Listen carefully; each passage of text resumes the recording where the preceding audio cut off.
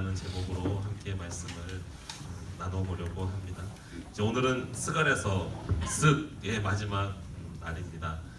오늘 우리가 본문은 12장 10절로 14절까지의 내용이지만 이 말씀은 1절부터 12장 1절부터 10절까지의 말씀을 받을 뿐만 아니라 결국에는 14장 끝까지 이르는 큰 주제 속에 있는 오늘 본문의 내용입니다. 오늘 본문의 내용은 이렇습니다. 어려운 내용은 아니었죠. 함께 읽었으니까. 내가 오늘 성경의 본문에 보니까 은총과 강구하는 심령을 부어준다라고 했는데 옛날 성경에는 이제 은혜와 강구하는 영을 내가 너희에게 부어줄 거다. 그래서 하나님이 회복되는 그날에 은총의 영, 강구하는 영을 우리 각 사람에게 부어주실 텐데 그 영을 받은 사람들의 반응이 어떤 반응이 나타나냐면요, 그들이 찌른 그러니까 그들이 누군가를 찔렀대요. 그들이 찌른 그를 바라보면서 심히 애통한대요. 애통하는 것은 슬퍼하는 걸 말하잖아요. 심히 애통하고 심히 슬퍼한대요. 근데 그 슬퍼하는 모습이 어떤 모습인지를 이제 말하고 있는데, 마치 부모가 자기의 독자, 그러니까 하나밖에 없는 아들이 죽었을 때 슬퍼하는 그 슬픔처럼 너무나 크게 애통한대요.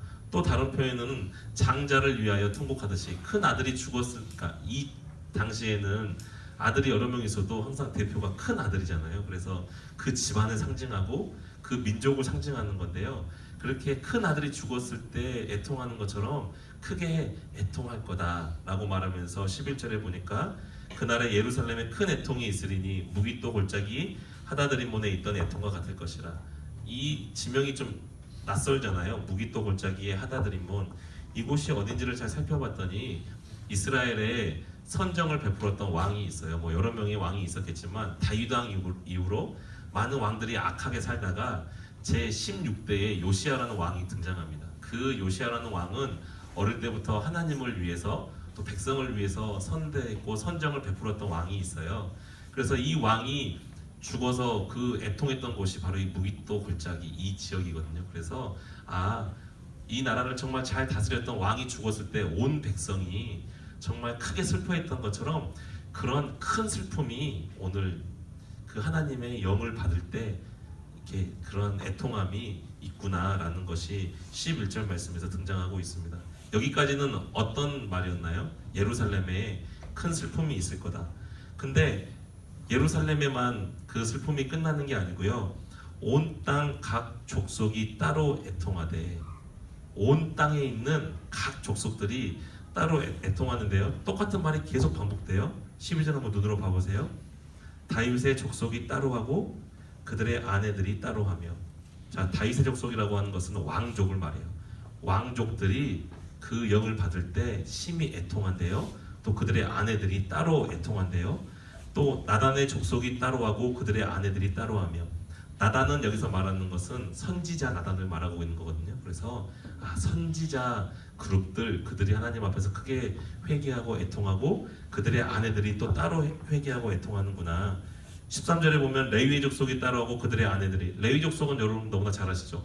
무슨 지파인가요? 제사장 족속. 앞에서 왕, 선지자, 제사장 할 것 없이 모든 족속이 하나님의 그 영을 받을 때 애통하고 회개하는구나. 시므이 족속이 따로 하고. 시므이 족속은 두 가지를 상징합니다. 시므이라는 사람도 어차피 제사장의 족속이지만 또 한 대표하는 그룹으로는 일반 모든 백성을 여기서 말하고 있는 거거든요.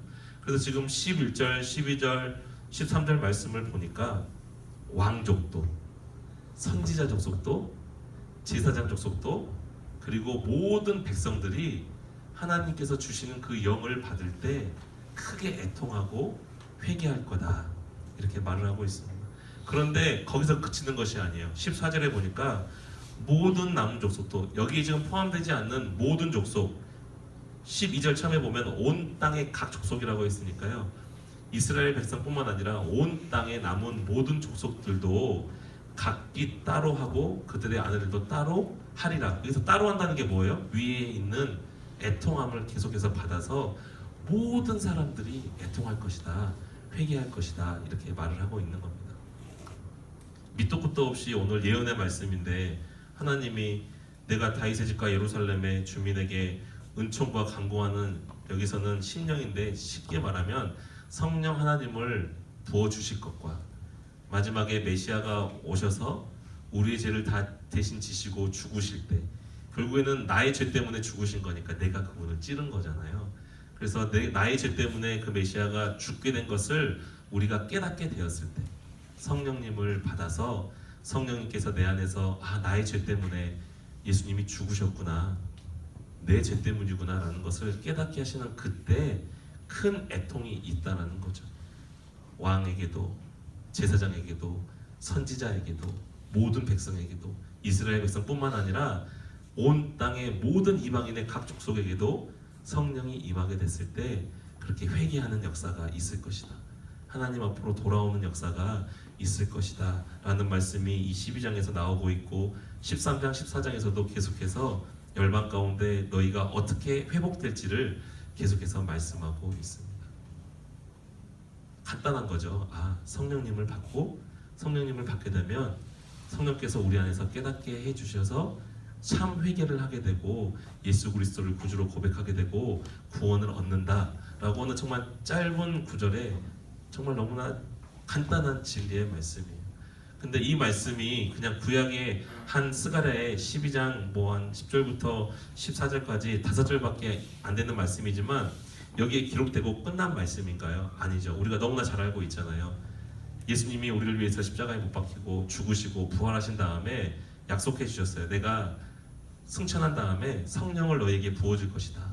보혜사 성령께서 내가 너희에게 했던 말들, 하나님의 말씀들을 깨닫게 해줄 것이다 라고 하시면서 승천하시거든요.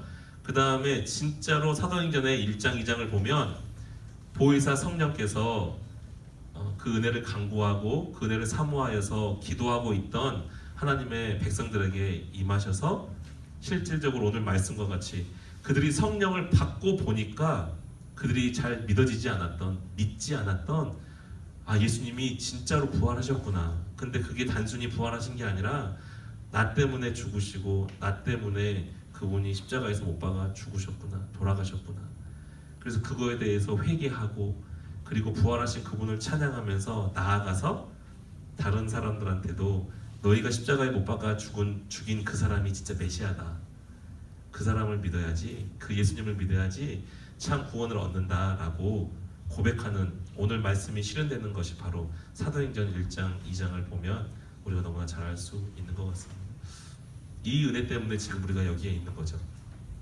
예수 그리스도가 죽으시고 부활하셔서 성령님을 우리에게 보내주시고 그 보내주신 성령님을 통하여서 우리가 예수님이 나를 위해서 죽으셨구나라고 회개하고 예수님을 믿고 구원함을 얻게 된 거죠.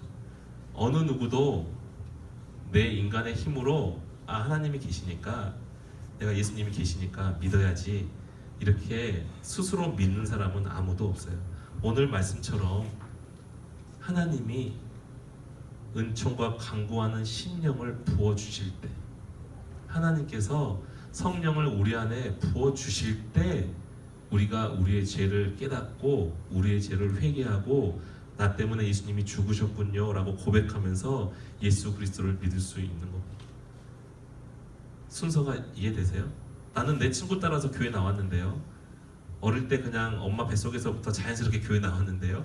그렇지만 그 모든 것 안에서 성령께서 역사하셔서 내가 예수님을 구주로 고백할 수 있는 것 자체도 성령 하나님이 고백하게 하셨기 때문에 우리가 고백할 수 있는 거지, 성령 하나님께서 우리 안에서 역사하시지 않는데 우리가 어떤 개인이 하나님이 계시네 발견하고 나 이제부터 믿어야지 이렇게 하는 사람은 아무도 없다는 거예요. 순서가 성령님이 우리에게 부어지고 우리가 그 성령님을 통하여서 예수 그리스도를 고백할 수 있는 오늘 말씀처럼 그를 찌른 바 애통하고 회개하는 그러한 순서가 그렇게 된다는 겁니다. 전도사님이 중학교 2학년 때 이제 말씀을 듣다가 진짜로 예수님이 계신 게 믿어졌었어요. 그리고 이제 회심한다 그러고 중생한다 그러잖아요. 실제적으로. 그래서 이제 그때부터는 성경의 말씀들이 다 믿어지고 이해되고 그래서 당연히 그렇게 됐었어요. 근데 저는 그래서 그게 구원받았다고 생각했고 구원받은 거죠. 구원받은 거고 회심했고 중생한 거였는데 2003년쯤에 이제 나이가 한참 들어서 23살, 4살 됐을 때 아니에요. 그때 동독교회에서 이제 선교 단기 선교를 가려고 이제 그 선교 프로그램을 하던 때가 있었어요. 그때 계시던 선생님들이 여기 몇 분 계시는 것 같긴 한데요.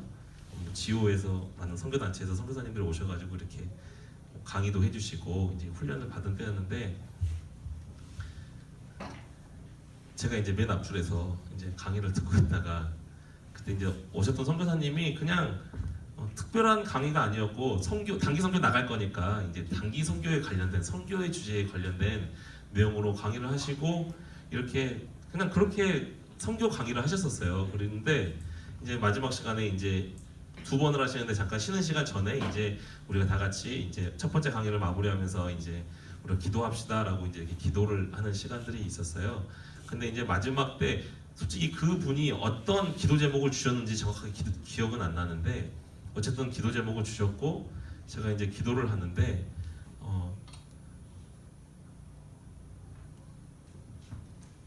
나도 모르는데 회개가 나오는 거예요.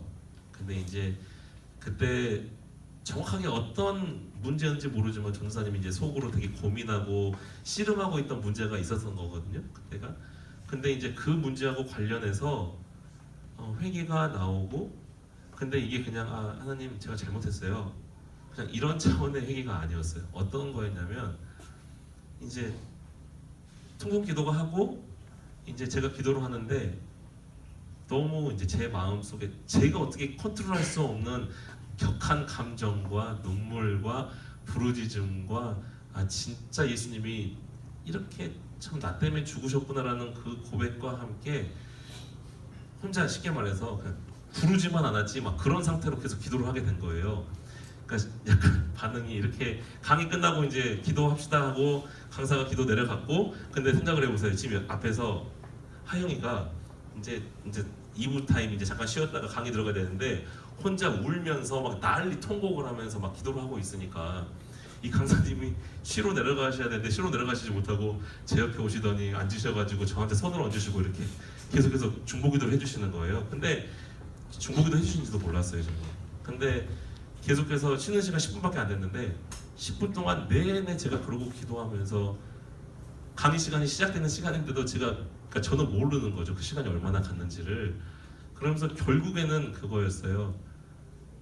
하나님 앞에서 내가 해결되지 못했던 아무리 고민하고 생각하고 해결되지 못했던 어떤 저의 죄의 문제였어요. 저의 악한 문제. 이제 그 문제가 그 시간을 통해서 정말 하나님 앞에 나아갔을 때 제가 계획한 것도 아니었고 제가 의도한 것도 아니었고 근데 진짜 하나님께서 그때 저를 만져주셨고 제가 하나님 앞에서 그렇게 회개하고 한 20-30분 혼자 그렇게 생쇼를 한 거예요. 여기서 강의가 중단된 상황에서 그렇게 하면서 제가 그때 정말 하나님께서 주시는 그 내가 너의 죄를 사했다, 내가 너를 사랑한다 이 한마디 말씀 앞에서 진짜 제가 그 전에까지 고민했고 막 어떻게 이걸 해야 되지? 내가 그 사람한테 어떻게 미안해서 용서를 구하지? 하나님은 이런 나를 용서하실까? 그런 모든 고민들이 다 사라져 버렸어요. 그리고 하나님께서 나를 용서해 주셨다는 확신과 함께 이 용서함의 기쁨이 너무나 감사했고 그 결과는 어땠느냐? 제가 잘못했던 그 사람에게 가서 용기를 내어서 사과를 하고 용서를 구하고 그 사람과 함께 너무나 기쁨의 교제를 나누고 하나님이 주시는 그 은혜를 마음껏 경험했던 그랬던 적이 갑자기 생각이 나더라고요. 말씀을 준비하는 그런 거겠구나. 내가 뭔가를 막 찾고 구하고 이래서 무언가가 해결되는 것이 아니라 하나님 앞에서 잠잠히 엎드렸을 때 성령님이 오셔서 성령을 부어주셔서 깨닫게 하시고 죄가 회개케 하시고 그래서 그 죄를 하나님 앞에 고백하게 하실 때 우리가 참 회개 가운데 애통한 가운데 예수 그리스도를 영접하는 그 구원 가운데 나아갈 수 있구나. 그래서 그 예수 그리스도의 죄 사함 앞에서 내가 진짜 기쁘고 감사한 그런 경험, 그런 죄 사함의 기쁨을 경험할 수 있구나. 제가 그때 깨달았었습니다. 근데 이 말씀을 준비하면서 이 경우가 너무나 그러한 경우인 거예요. 성령 하나님께서 찾아오실 때 우리가 회개하게 되고 하나님을 바르게 알 수 있고 찾을 수 있는. 그러니까 이거는 다른 종교들처럼 육체를 고행하고 찢고 내가 무언가를 막 결단하고 뭐 40일 금식기도 하면 무언가 된다 이런 차원의 것이 아니라 먼저는 하나님께서 은혜를 주시고 이렇게 간구하는 심령을 회개하는 심령을 성령님을 우리에게 부어 주실 때 우리가 그렇게 나아갈 수 있다는 것을 여러분들이 기억하시기 바랍니다. 그래서 우리가 구할 것은 뭘까요? 하나님 이 은혜를 저에게 주십시오. 성령님 저에게 임하여 주셔서 제가 하나님을 참으로 알 수 있도록 나의 죄를 하나님 앞에 참으로 고백할 수 있도록 이 성령님을 저에게도 선물로 허락해 주십시오. 우리가 이렇게 하나님을 바라는 마음, 하나님을 바라보는 마음, 이러한 마음이 있어야 될 줄로 믿습니다.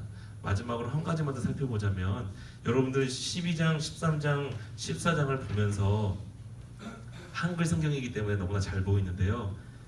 계속 보이는 게 있어요, 여러분. 눈으로 한번 쭉 봐보세요. 한 10개 되는 단어가 계속 반복돼요. 찾았어요? 두 글자 힌트. 뭐예요? 찾았어? 현우야 찾았어? 성경도 안 보고 있어서 난 찾을 줄 알았어. 자, 뭐가 반복돼요, 여러분? 따로라는 말이 반복되죠. 따로. 이게 무슨 말이냐면요. 이스라엘 공동체가 전체로도 나오지만 왕과 그 안에, 뭐 제사장과 그 안에, 남은 족속들과 그 안에 이 말이 뭐냐면 결국에 하나님 앞에서 회개함과 구원에 이르는 것은 개인의 문제라는 거예요. 여러분들의 부모님이 아니면 이 고등부 공동체가 성령이 부어주고 우리가 회개하고 하나님 앞에 구원으로 나아간다 할지라도 여러분들의 부모님이 때로는 장로님, 권사님, 뭐 안수 집사님, 집사님이어서 정말 좋은 신앙을 가지고 나아가신다 할지라도 여러분들이 따로 그 성령님을 만나야 되고 하나님을 만나야 되고 참 회개와 구원의 길에 나아가야 되는 거예요. 신앙은 따로예요. 따로. 공동체가 함께이지만 하나님 앞에서 또한 따로라는 것을 기억하고 우리 각자 개인이 이 성령님을 만나고 하나님을 만나는 이 은혜의 시간이 되시기를 예수님의 이름으로 축복합니다. 기도하겠습니다. 하나님, 성령님께서 진짜 우리에게 먼저 다가와 주셔서 우리를 만나 주실 때 우리가 참으로 회개할 수 있고 애통할 수 있습니다. 왜냐하면 성령님께서는 우리에게 은혜를 주시는 분이고 우리를 깨닫게 해주시는 분이고 아버지 앞에 간구할 수 있도록 도와주시는 영이시기 때문입니다. 하나님, 우리가 하나님 앞에 간절히 구합니다. 우리가 하나님 앞에서 참으로 회개한 적이 없다면 어쩌면 우리가 아직 성령님을 만나지 못하고 예수님을 인격적으로 만나지 못하고 하나님의 그 죄사함의 기쁨과 죄사함의 은혜를 아직 경험하지 못했기 때문입니다. 하나님, 우리 친구 한 사람 한 사람에게, 선생님들 한 사람 한 사람에게 이 시간 찾아와 주셔서 깨닫게 하시고 나 때문에 예수 그리스도가 죽으셨음을 고백하게 하시고 하나님 앞에 우리의 모든 죄를 낱낱이 고백하며 나아갈 때 그 죄 용서함을 받은 그 기쁨이 얼마나 큰 건지, 그 기쁨이 얼마나 큰지를 우리가 체험하고 또 주님 앞에 감사하며 나아가는 그런 시간이 될 수 있도록 하나님 우리와 함께하여 주시옵소서. 모든 영광을 주님께 올려드리오며 예수님의 거룩하신 이름으로 기도드리옵나이다. 아멘.